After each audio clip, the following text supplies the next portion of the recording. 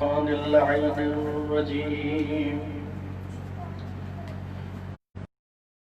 الله الرحمن الرحيم. الحمد لله رب العالمين، والصلاة والسلام على سيد الأنبياء والمرسلين بالقاسم محمد. اللهم صل على محمد وآل محمد وآله الطيبين الطاهرين المعصومين، لعنة الله على أعدائهم أجمعين. أما بعد، فقد قال الله سبحانه وتعالى في كتابه المبين، وهو أصدق الصادقين وقوله الحق. بسم الله الرحمن الرحيم.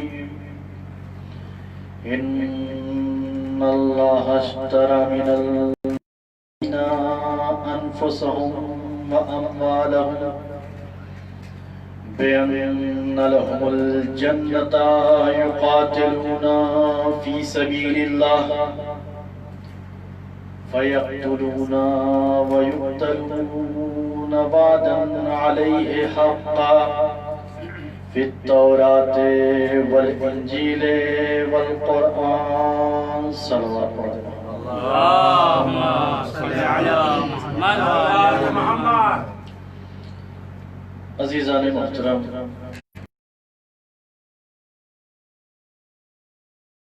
سامعین،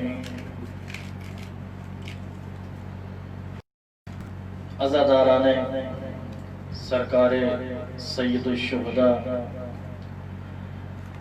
ماتمداران سرکار وفا، اس مجلس کے انعقاد کا تعلق حضرت عباس کی نظر اور حاضری سے ہے، لہذا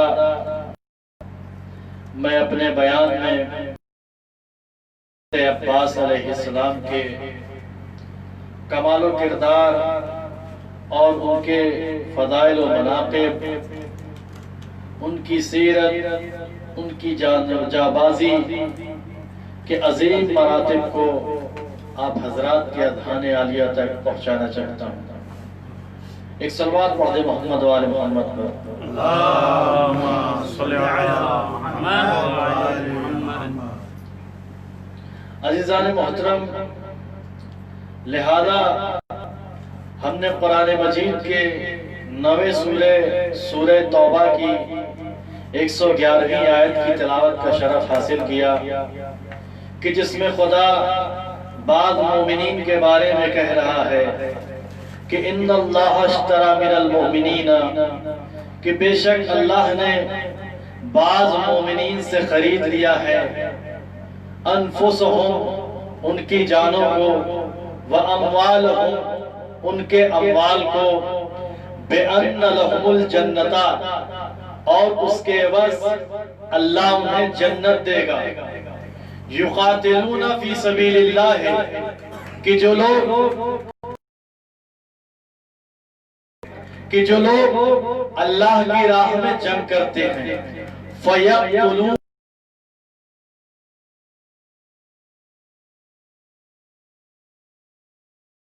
اور وہ قتل ہو جاتے ہیں. اور اس پر اللہ کا پکا اور سچا وعدہ ہے. کہاں پر؟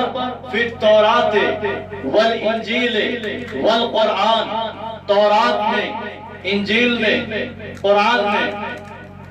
عزیزان محترم، اس آیت کے مصداق بعض مومنین ہیں، تمام مومنین اس سے مراد نہیں ہیں، اس لیے کہ یہاں پر من تبعیض کے لیے آیا ہے. چونکہ جس طرح نبیوں میں درجہ بندی ہوتی ہے کہ بعض نبی کو بعض نبی پر فضیلت دی گئی ہے، اسی طرح مومنین میں بھی درجہ بندی ہے کہ بعض مومنوں کو بعض مومنوں پر فضیلت دی گئی ہے۔ عزیزان محترم، ایک مومن کی عبادت دوسرے مومن سے الگ ہوتی ہے، مختلف ہوتی ہے۔ عزیزان محترم، عبادت کا تعلق دو چیزوں سے ہوتا ہے، کبھی عبادت کا تعلق جان سے ہوتا ہے، کبھی عبادت کا تعلق مال سے ہوتا ہے۔ عزیزان محترم، جو اللہ کے حق کو ادا کرے، حقوق اللہ کرے اور حقوق العباد کی خاطر اپنے مال کو راہ خدا میں خرچ کرے، راہ خدا میں قربان کر دے اور اپنی جان کو بھی راہ خدا میں قربان کر دے، تو بے شک اللہ کے ہاں اس کے ہاں اجر عظیم ہے، یعنی اللہ کے لیے اللہ اس کو جنت دے گا۔ عزیزان محترم، کائنات میں کچھ ایسی ہستیاں بھی دیکھی کہ جو اللہ کے نبی نہ تھے، جو اللہ کے رسول نہ تھے، جو اللہ کے ولی نہ تھے، جو اللہ کے وصی نہ تھے، جو اللہ کے امام نہ تھے، جو اللہ کے نبی نہ تھے، مگر ان کی اطاعت ولیوں جیسی، ان کے کردار ولیوں جیسی، کہ جن کی اطاعت کی گواہی امام معصوم نے دی، کہ جن کی عبدیت کی گواہی امام معصوم نے دی۔ عزیزان محترم، آپ یہی تو کہتے ہیں نا کہ ہمارے السلام علیکہ ایھا العبد الصالح، کہ سلام ہو آپ پر اے خدا کے صالح بندے، اے اللہ کے نیک بندے، المطیع للہ ولرسولہ، آپ اللہ کے اطاعت گزار ہیں، اس کے رسول کے اطاعت گزار ہیں، ولامیر المؤمنین، امیر المؤمنین کے اطاعت گزار ہیں، والحسن والحسین، حسن اور حسین کے اطاعت گزار ہیں۔ تو عزیزان محترم، جب ہم نے حضرت عباس کی شخصیت کا ملاحظہ کیا تو ہم نے دیکھا کہ حضرت عباس نے حقوق اللہ کی خاطر، حقوق العباد کی خاطر اپنی جان کو، اپنے مال کو راہ خدا میں قربان کر دیا، اپنے مال کو راہ خدا میں قربان کر دیا، اور اپنی جان کو خدا کی خاطر اپنے بھائی حسین پر نچھاور کر کے بتا دیا کہ دیکھو ہم ہی اس آیت کے مصداق ہیں اور ہم ہی خریدار جنت ہیں۔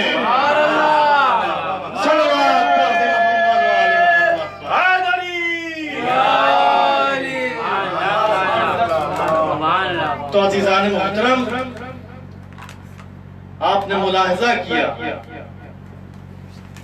کہ حضرت عباس کی ایسی عبادت کہ جن کی ایسی کہ جس کے لیے علیہ السلام ارشاد فرما رہے ہیں کہ اے عباس، آپ پر اللہ کا سلام ہو، اے عباس، آپ پر اس کے رسولوں کا سلام ہو، اس کے فرشتوں کا سلام ہو، تمام شہیدوں کا سلام ہو۔ لہذا حضرت عباس کی معرفت اور ان کی فضیلت اور ان کی عبادت کو ہم درک نہیں کر سکتے اگر ہمیں معصومین نے ان کی قدر و منزلت کو نہ بتایا ہوتا۔ اس لیے کہ جس گھر میں امام ہی امام ہو، جس گھر میں آیت تطہیر کا نزول ہو، جس گھر میں جبریل کا نزول ہو، جس گھر میں وحی و الہام کا ہجوم ہو، اس گھر میں نبی نہ ہوتے ہوئے بھی، علی نہ ہوتے ہوئے بھی، نبی نہ ہوتے ہوئے بھی، ولی نہ ہوتے ہوئے بھی، پیغمبر ساقی کوثر کے ہوتے ہوئے بھی سقا کا لقب، سقا کا تاج اپنے نام کر لینا، یہ حضرت عباس کا کمال ہے۔ پوری دنیا کی حاجتوں اور ضرورتوں کو پورا کرنے والے اہل بیت علیہ السلام کے بیچ میں رہ کر باب الحوائج کا تمغہ لے لینا، یہ حضرت عباس کا کمال ہے۔ جمال حسن اور حسین کے ہوتے ہوئے بھی قمر بنی ہاشم کا لقب لے لینا، یہ حضرت عباس کا جمال ہے۔ شیر خدا کے ہوتے ہوئے بھی زینب کا لقب لے لینا، یہ حضرت عباس کی شیر دلی ہے۔ زین العابدین کے ہوتے ہوئے بھی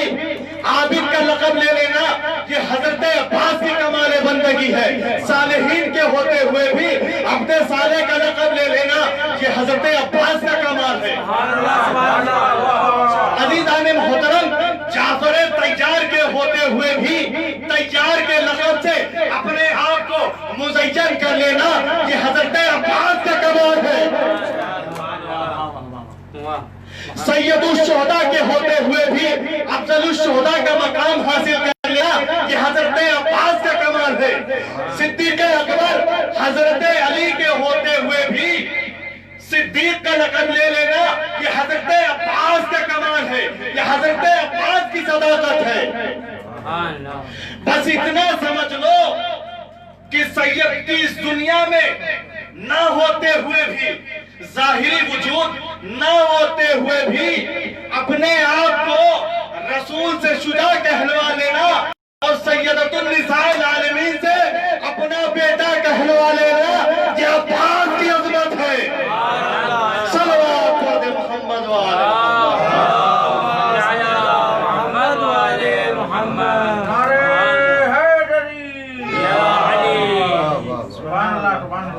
ایک اور صلوات پڑھ دیں۔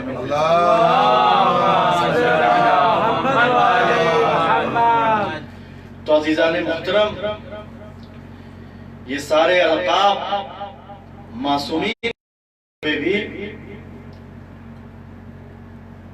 اپنے نام جمع کر لینا یہ حضرت عباس کا کمال ہے۔ اہل کمال کے نزدیک اپنے کمال کو دکھانا یہ کمال کی بات ہے۔ سورج کی روشنی کے آگے اپنی روشنی ظاہر کر دینا یہ منزل کمال ہے۔ یہ کمال کیوں کر نہ ہوتا؟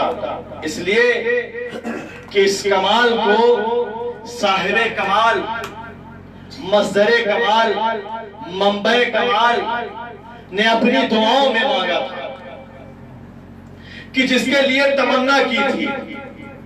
تو عزیزان محترم، جب ہم نے اسلام کی نورانی تاریخ کے جواہر کو دیکھا تو ہمیں معلوم ہوا کہ حضرت زکریا کی دعا سے حضرت یحییٰ ملے، حضرت ابراہیم کی دعا سے حضرت اسماعیل ملے، حضرت فاطمہ بنت اسد کی دعا سے حضرت عیسیٰ ملے، حضرت علی ملے۔ تو معلوم ہوا کہ حضرت عباس اس فہرست میں ہیں کہ جن کے وجود کے لیے یا تو کسی معصوم کی ماں نے دعا کیا یا خود معصوم نے دعا کی۔ ایک صلوات پڑھ دے محمد وآل محمد۔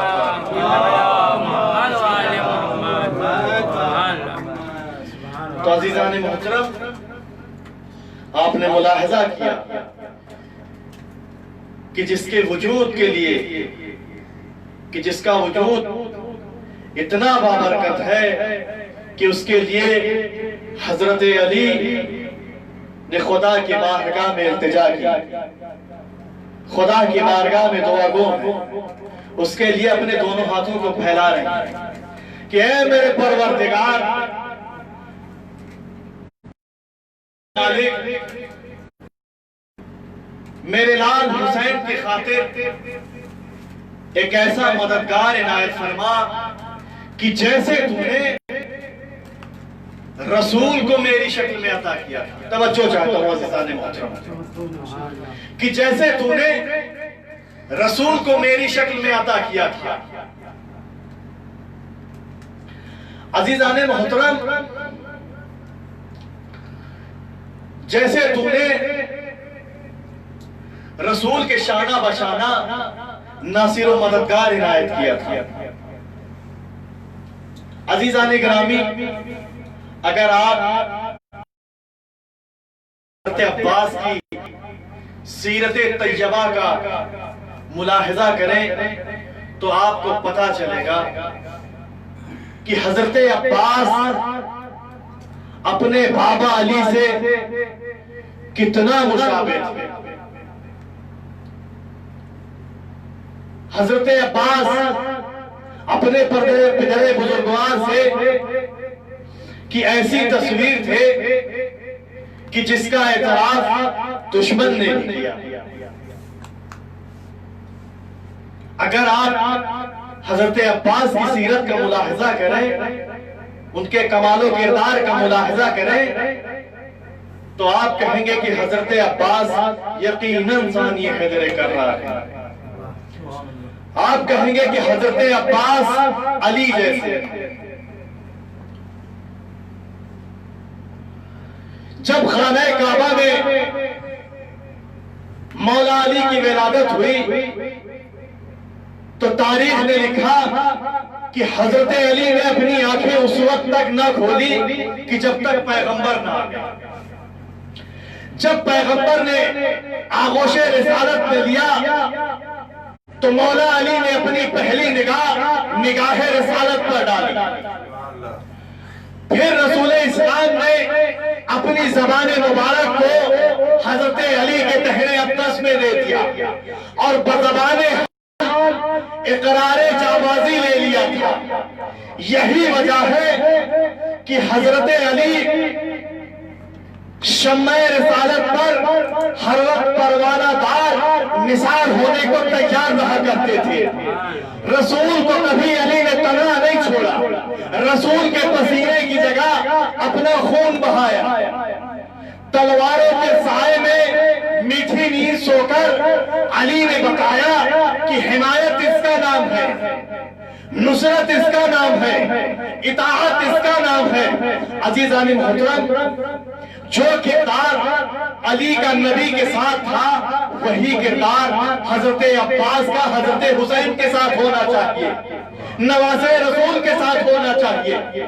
تو جب ہم نے حضرت عباس کی سیرت کا مشاہدہ کیا تو دیکھا کہ حضرت عباس نے بھی حضرت علی کا کردار نواسے رسول کے سامنے پیش کیا کہ جب حضرت عباس کی ولادت ہوئی تو حضرت عباس نے اپنی ماں کا دودھ نہ پیا, انہوں نے اپنی آنکھیں نہ کھولی. ارے جب آغوش امامت پہ آئے امام حسین کی طرف اپنی پہلی نظر ڈالی, اپنی پہلی نگاہ ڈالی. عزیزان محترم, پھر اس کے بعد امام حسین نے اپنی زبان مبارک کو جناب عباس کے دہنے اقدس میں ڈال دیا. بتا رہے تھے کہ جس طرح میرے بابا علی کو, جس طرح میرے نانا رسول نے میرے بابا علی سے جانبازی لی تھی, اسی طرح میں عباس سے اپنے لیے جانبازی لے رہا ہوں. صلوات پڑھے محمد والے.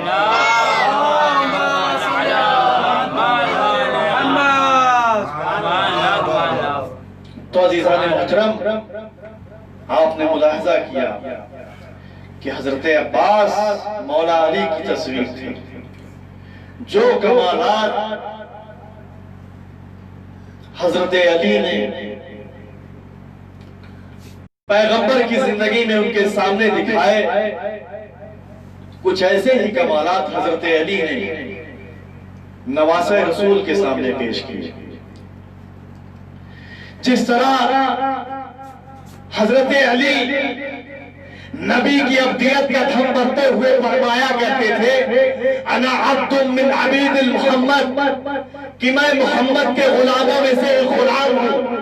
اسی طرح حضرت عباس بھی آقا حسین کی غلامی کا دم بھرتے ہوئے فرمایا کرتے تھے انا عبد من عبید الحسین, کہ میں حسین کے غلاموں میں سے ایک غلام ہوں. جس طرح حضرت علی اپنے علمی کمالات کا ذکر کرتے ہوئے فرمایا کرتے تھے زقنی رسول اللہ زقن زقا, کہ مجھے رسول اللہ نے اس طرح علم دیا کہ جیسے پرندہ اپنے بچے کو دانا دیتا ہے. عزیزان محترم, جو علم خدا نے رسول کو دیا وہ علم علی کو خود رسول نے دیا. عزیزان محترم, اسی طرح حضرت عباس کو حضرت معصومین نے علم دیا اور حضرت عباس کے لیے کہا ان العباس ابن علی زقل علم زقن زقا, کہ بے شک عباس کو سارے علوم دے دیے گئے ہیں. عزیزان محترم, خدا نے جو علم اپنے حبیب کو دیا وہ علی کے پاس آیا, جو علی کے پاس آیا وہ حضرت عباس کے پاس آیا. تو معلوم ہوا کہ حضرت عباس اس ہستی کا نام ہے کہ جن کے پاس رسالت کا بھی علم ہے اور امامت کا بھی علم ہے. صلوات پڑھے محمد وآل محمد.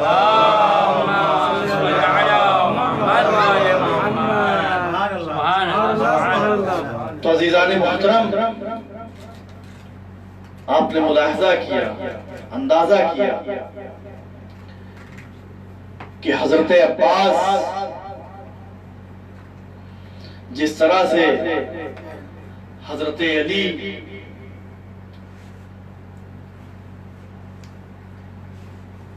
کے ناصر و مددگار تھے، جس طرح حضرت علی نبی کے ناصر و مددگار تھے، اسی طرح حضرت عباس نواسے رسول کے ناصر و مددگار تھے۔ جس طرح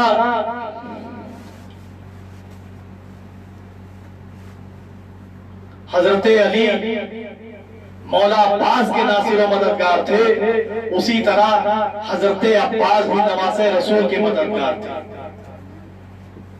جس طرح حضرت علی شافع محشر تھے، اسی طرح حضرت عباس بھی شافع محشر تھے، کیونکہ جناب سیدنا جناب عباس کے کٹے ہوئے بازوؤں کا واسطہ دے کر خدا کی بارگاہ میں گنہگاروں کی شفاعت کریں گے۔ جس طرح حضرت علی قسیم النار والجنہ ہے، اسی طرح حضرت عباس بھی قسیم النار والجنہ ہے۔ اگر یقین نہ آئے تو قرآن مجید کے 7ویں سورہ اعراف کی 46ویں آیت کو پڑھ کر دیکھیں کہ جس میں خدا ارشاد فرما رہا ہے وَبَيْنَهُمَا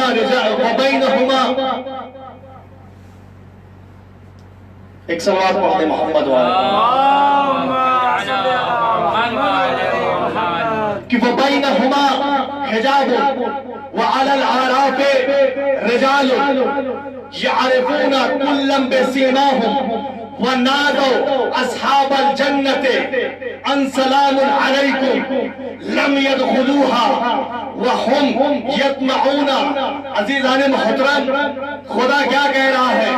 خدا فرما رہا ہے کہ بینہما حجاب، کہ ان کے درمیان پردہ ہے، وَعَلَى الْأَعْرَافِ رِجَالٌ، آراف پر کچھ ایسے مرد ہوں گے یعرفون کلًا بسیماہم، کہ وہ سب کو ان کے چہرے سے پہچانتے ہوں گے، وَنَادَوْا أَصْحَابَ الْجَنَّةِ، اور وہ لوگ جنتیوں کو پکاریں گے اور کہیں گے ان سلام علیکم، کہ تم پر سلام ہو، لم يدخلوها، مگر وہ لوگ جنت میں داخل نہ ہوں گے، وَهُمْ يَطْمَعُونَ، مگر وہ امید کرتے ہوں گے کہ ہم جنت میں داخل ہو جائیں گے، ہم جنت میں قبول کر لیے جائیں گے۔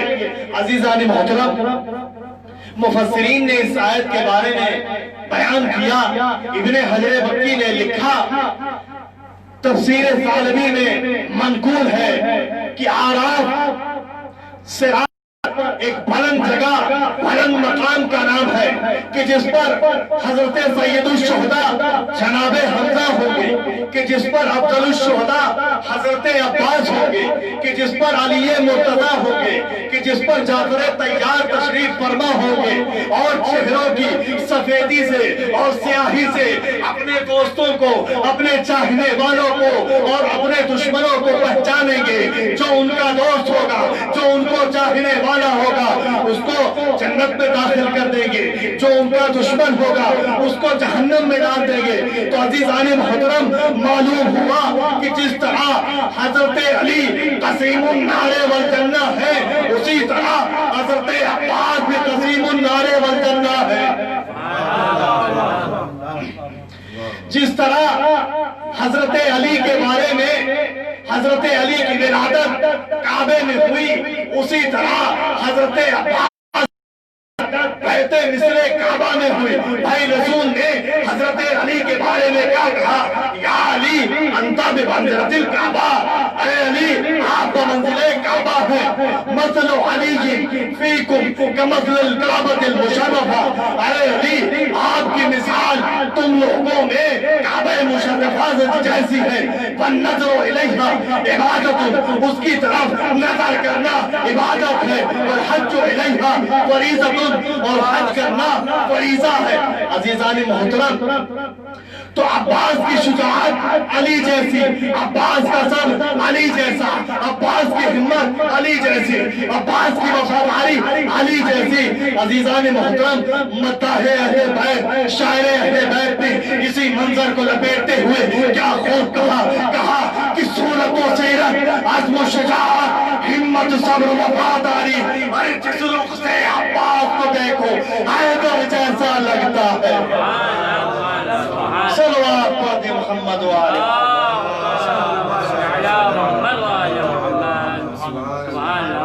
تو عزیزان محترم، آپ نے دیکھا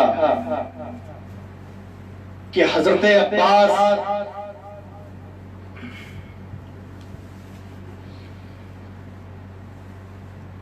مولا علی کی تصویر ثانی حیدر کرار ہے، ثانی حیدر کرار ہے، اور ہونا بھی چاہیے، اس لیے کہ باپ کا سر بیٹے میں ضرور آتا ہے۔ جو فضیلت، کمالات اور عظمت فرزند علی میں حضرت حسن و حسین کے بعد حضرت عباس میں پائی جاتی ہے، وہ فضیلت، وہ فضائل، وہ مناقب، وہ کمال، وہ شجاعت، وہ ہمت کسی اور فرزند میں نہیں ملتی، اس لیے کہ حضرت عباس کی پرورش ام البنین نے کی تھی، جو خود باب الحوائج ہے۔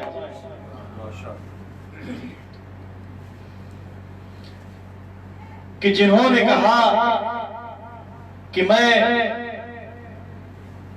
جناب سیدہ کے اولاد کی کنیز ہوں، کہ جنہوں نے ہمیشہ کہا کہ میں در سیدہ کی کنیز ہوں، تو جس کی تربیت حضرت علی اور حضرت ام البنین کریں، کہ جس کو مولائے کائنات نے اپنی دعاؤں میں مانگا ہو، اس کے بعد عباس ملا ہو، اس عباس کی عظمت، اس عباس کی فضیلت، عبادت، اطاعت کو نہ ہم اندازہ کر سکتے ہیں اور نہ ہی یہ دنیا اس کا اندازہ کر سکتی ہے۔ اور دشمن بھی یہ بات خوب جانتا تھا کہ جب تک حضرت عباس نواسے رسول کے ساتھ ہے، کسی کی مجال نہیں کی طرف آنکھ اٹھا کر دیکھتے۔ شاید یہی وجہ رہی ہو اور دشمن کی سازش رہی ہو کہ حسین کی طاقتوں کو کم کر دو، حسین کے وفاداروں کی تعداد کو کم کر دو، تاکہ حضرت حسین آسانی سے بیعت کر لے۔ پھر دشمن نے امان نامے کی صورت میں ایک جال پھینکا کہ اگر کامیاب ہو گیا تو حضرت حسین کو، نواسے رسول کو قتل کرنا آسان ہو جائے گا۔ لیکن حضرت عباس کی وفاداری کو پوری دنیا جانتی تھی، ان کے وفاداری سے پوری دنیا واقف تھی کہ حضرت عباس مولا حسین کے کم سنی ہی سے سقہ تھے، مولا حسین کے مددگار تھے، ان کے ناصر تھے، سید الشہداء پر جان فدا کرنے والے تھے، ان کے مطیع و فرما بردار تھے۔ جنگ صفین میں حضرت حسین کے ساتھ حضرت نشانہ تھے۔ عزیزان محترم، وہ عباس اور اس کے بھائی کیسے ہو سکتا ہے کہ کسی بھائی کردار کے امان کو قبول کر لے؟ عزیزان محترم، جب شمر نے کہا کہ میں ام البنین کے فرزندوں کے لیے امان نامہ لے کر آیا ہوں، تو سب خاموش ہو گئے۔ حضرت حسین نے عباس کی طرف نگاہ ڈالی اور عجیب ہو ان کان فاسقن، کہ ارے اس فاسق کا جواب دو۔ عباس نے کہا، تاریخ نے لکھا کہ عباس نے کہا کہ اے شمر، تجھ پر خدا کی لعنت ہو، اے شمر، تجھے اللہ جہنم میں داخل کرے، ارے تیری دی ہوئی امان پر لعنت ہو۔ تو ہمیں مشورہ دیتا ہے اے خدا کے دشمن دشمن تو ہمیں مشورہ دیتا ہے کہ ہم اطاعت آل رسول کو چھوڑ کر ملعون ابن ملعون کی اطاعت کریں۔ اب یہاں پر ایک بات کہنے کو جی چاہتا ہے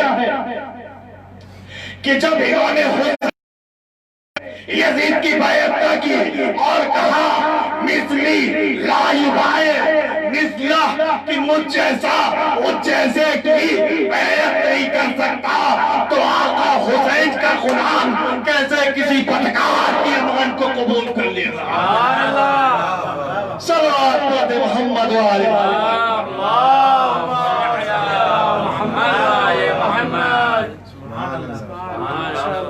عزیزان محترم، حضرت عباس کی جانبازی کو دنیا نے پرکھنا چاہا، لیکن حضرت عباس ہر قدم ہر لمحہ ہر آن حضرت حسین کی نصرت میں ثابت قدم رہے، اور یہ ہو ہی نہیں سکتا تھا کہ حضرت عباس اس بد کردار کا امان نامہ قبول کر لیتی ہے، اس لیے کہ جس کے باپ نے اپنے گھر کے دروازے کو جنہ گوارا کیا، جس کے باپ نے اپنے گلے میں رسی کو بندھا گوارا کیا مگر سر کو نہیں جھکایا، تو وہ عباس کہ جس میں خون علی ہے، کہ جو وارث علی ہے، کیسے ہو سکتا ہے کہ آقا حسین نعرہ آقا میں گرا ہوا ہو اور عباس امان لے لے، بھتیجی سکینہ پیاسی ہو اور عباس امان لے لے، اہل بیت آل رسول پیاسے ہو اور حضرت عباس امان لے لے۔ عزاداروں، جب عاشور کا دن آیا تو انصار نے اپنی جانوں کو حضرت امام حسین کی خدمت میں پیش کیا، بنی ہاشم کے خانوادے نے اپنی جان کے نذرانے کو مولا حسین کی خدمت میں پیش کر دیا۔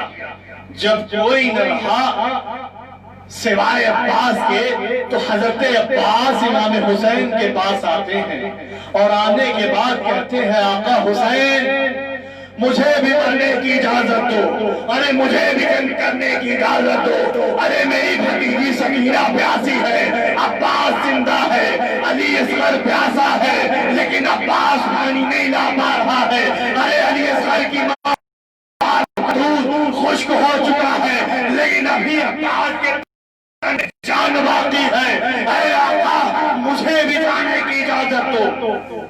عزاداروں، اتنا سننا تھا کہ امام حسین گریہ کرنے لگے اور فرمایا بھیا عباس تم تو میرے لشکر کے علمدار ہو۔ عزاداروں، جیسے ہی یہ جملہ سنا حضرت عباس نے کہا اے آقا حسین، ارے وہ لشکر ہی کہا کہ جس کا میں علمدار ہوا کرتا تھا۔ عزاداروں، امام حسین نے کہا بھیا عباس، اہل حرم، آل نبی، آل رسول کے بچے ارے 3 دن کے بھوکے ہوتے ہیں، اگر تم کچھ کرنا ہی چاہتے ہو تو ان ننھے بچوں کے لیے پانی کا انتظام کر دو، اجرکم اللہ۔ عزاداروں، حضرت عباس کو جنگ کی اجازت نہ ملی لیکن پانی لانے کی اجازت ملی۔ امام حسین نے کہا بھیا عباس خیمے میں جاؤ اور جا کر بیویوں سے رخصت لے لو، اس لیے کہ بنی ہاشم کا یہ چاند آج غروب ہو جائے گا، ارے اس کے بعد بنی ہاشم کا یہ چاند کبھی نہ دکھے گا۔ اجرکم علی اللہ، اجرکم علی الزہرا۔ عزاداروں، حضرت عباس خیمے میں آتے ہیں اور آنے کے بعد کہتے ہیں اے بہن زینب سلام، اے بہن ام کلثوم تم پر آخری سلام۔ عزاداروں، حضرت عباس رخصت ہوتے ہیں۔ تاریخ نے لکھا، مقاتل نے لکھا کہ جس طرح سے حضرت عباس کو، حضرت علی اکبر کو حضرت امام نے رخصت کیا، اس طرح سے حضرت عباس کو رخصت نہ کیا۔ جس طرح انہیں محمد کو حسین نے رخصت کیا، اس طرح سے بھیا عباس کو رخصت نہ کیا۔ جس طرح اپنے یتیم بھتیجے قاسم کو رخصت کیا، اس طرح سے اپنے بھائی عباس کو رخصت نہ کیا۔ سوچا کہ اگر عباس کو رخصت کر دیں گے تو اہل حرم یہ خیال کریں گے ارے حسین نے اکبر کو رخصت کیا، اکبر واپس نہ آئے۔ ارے حسین نے قاسم کو رخصت کیا، ارے قاسم تو آئے مگر زندہ نہ آئے۔ ارے اکبر نے، ارے حسین نے محمد کو رخصت کیا مگر محمد، اگر عباس کو بھی اس طرح رخصت کر دوں گا تو اہل عرب یہ سوچیں گے کہ اب لگ رہا ہے، غرب لگ رہا ہے کہ عباس بھی واپس نہ آئیں گے۔ اجرکم علی الزہرا، اجرکم علی اللہ، آزاداروں۔ حضرت عباس رخصت ہوتے ہیں، کچھ دور چلتے ہیں کہ دیکھتے ہیں کہ پیچھے کسی رونے کی آواز آ رہی ہے۔ جب حضرت عباس نے پیچھے مڑ کر دیکھا تو کیا دیکھا کہ آقا حسین تیزی کے ساتھ روتے ہوئے، دوڑتے ہوئے آ رہے ہیں۔ ایک مرتبہ یہ دیکھنا تھا کہ حضرت عباس نے اپنے اور کہا اے آقا حسین، ارے کیا غضب ہو گیا؟ آزاداروں، امام حسین نے کہا بھیا عباس، جیسے میں نے رخصت کیا تم کو رخصت نہ کیا، جیسے اپنے بھتیجے قاسم کو رخصت کیا ارے تمہیں رخصت نہ کیا۔ اے عباس، میں تمہیں دل بھر کے رخصت کرنا چاہتا ہوں۔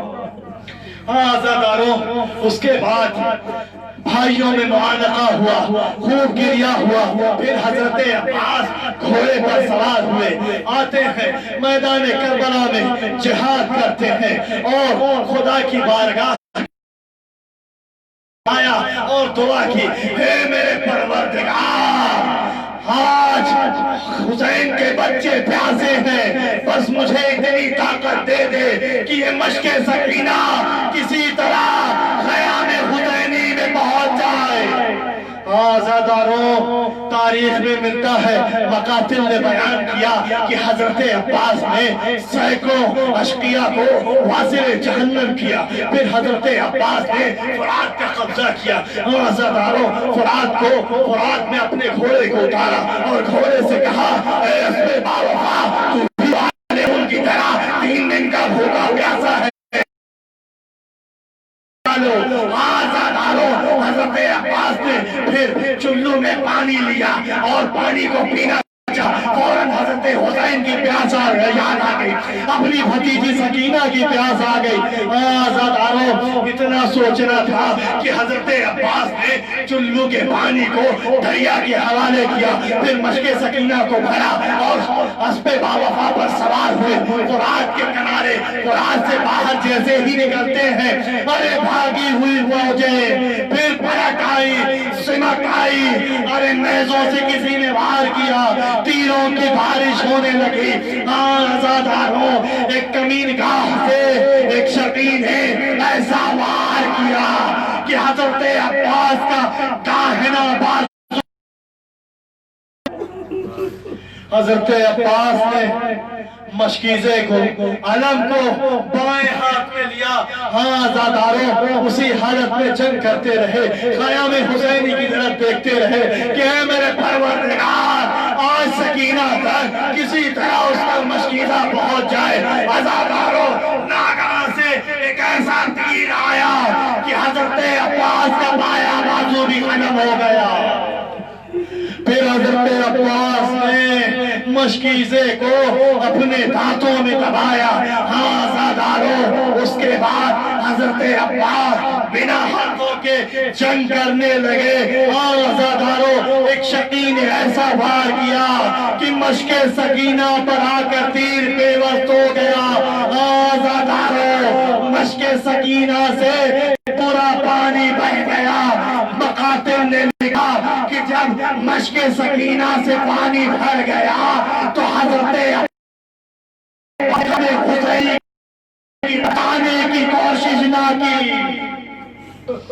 حضرت عباس جنگ کرتے رہے, بنا بازوؤں کے جنگ کرتے رہے. آزاداروں, ایک مرتبہ اچانک سے حضرت عباس کی آنکھوں میں ایک ایسا تیر بے بس ہوتا ہے کہ حضرت عباس چاہتے ہیں کہ اس تیر کو اپنے زانوں سے نکال لے کہ ایک شقی ہے پیچھے سے آ کر حضرت عباس کے سر پر ایک ایسا گزارا کہ حضرت عباس سے ارے زین پر سنبھلا نہ گیا, زمین کربلا پر تشریف نہ آئے. آواز دی, اے آقا حسین, اس غلام کی خبرگیری کرے. آزاداروں, امام حسین تیزی کے ساتھ دوڑتے ہوئے آتے ہیں. کیا دیکھتے ہیں کہ حضرت عباس کا دایاں بازو قلم ہو گیا, حضرت عباس کا بایاں بازو قلم ہو گیا. جب حضرت عباس کے قریب آتے ہیں اور آنے کے بعد حضرت عباس کے سر کو اپنے سامنے پر لیتے ہیں اور لینے کے بعد کہتے ہیں, اے میرے بھیا نمدار, اے میرے سرکار, کوئی وصیت ہو تو بتا دو. حضرت عباس نے کہا, آقا میرے لاشے کو خیمے میں نہ لے جائیے گا,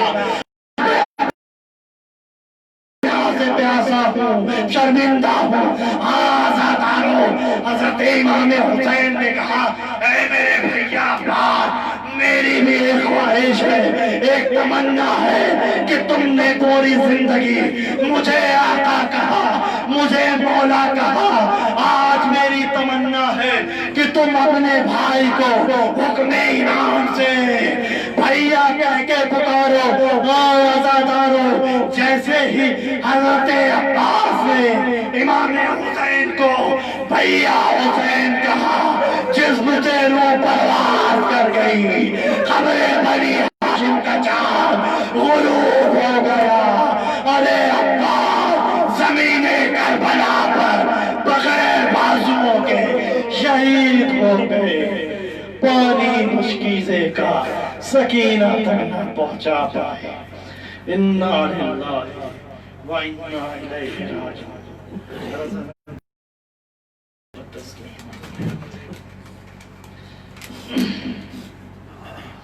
آپ حضرات سے گزارش ہے کہ ایک مرتبہ سورہ حمد اور 3 مرتبہ سورہ اخلاص کی تلاوت فرما کر مرحوم سید ایوب حسین مرحوم اور اہلیہ سیدہ کنیزہ کبرا مرحوم کنیز کبرا مرحوم سید سجاد حسین مرحوم اور اہلیہ سید صغرا بانو مرحومہ سید احمد حسین مرحوم سید احسان حسین مرحوم کی روح کو احسان فرمائے.